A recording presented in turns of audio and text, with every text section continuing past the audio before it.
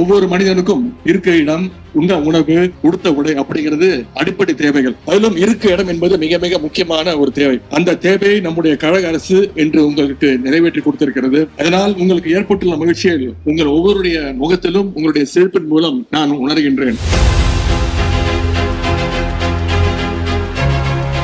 திராவிட முன்னேற்ற கழகத்தை பொறுத்தவரை சொல்வதை செய்கின்ற இயக்கம், செய்வதை மட்டுமே சொல்கின்ற தலைவர் நம்முடைய முதலமைச்சர் அவர்கள். சென்ற ஆண்டு மழை காலத்தின் பொழுது நம்முடைய முதலமைச்சர் அவர்கள் ஒரு வாக்குறுதியை உங்களுக்கு அளித்தார்கள்.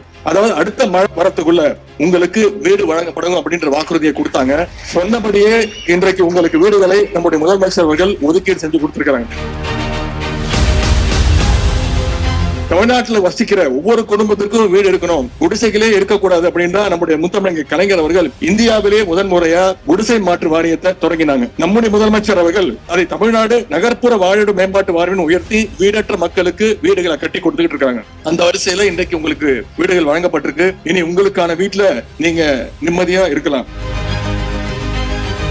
உங்களோட பிள்ளைகளுக்கு எதை கொடுக்குறீங்களோ இல்லையோ தயவு செய்து கல்வியை கொடுத்துருங்க. பிள்ளைகளை நீங்க ஸ்கூல் காலேஜுக்கு அனுப்பினா போதும், மற்றது அனைத்தையும் நம்முடைய முதலமைச்சர் அவர்கள் பார்த்து செஞ்சிருவார். வீடுகளை பெற்றுள்ள நீங்கள் அனைவரும் உங்கள் வீடுகளை சுத்தமாகவும் சுகாதாரமாகவும் பராமரிக்கணும்னு அன்போடு நான் கேட்டுக்கொள்கின்றேன். உங்களுக்கு எல்லா வகையிலும் நம்முடைய கழக அரசு துணை நிற்கும். எனவே உங்களுக்காக அரசு செயல்படுத்தும் திட்டங்களை நல்ல முறையில் பயன்படுத்திக்கோங்கன்னு கேட்டுக்கொள்கின்றேன்.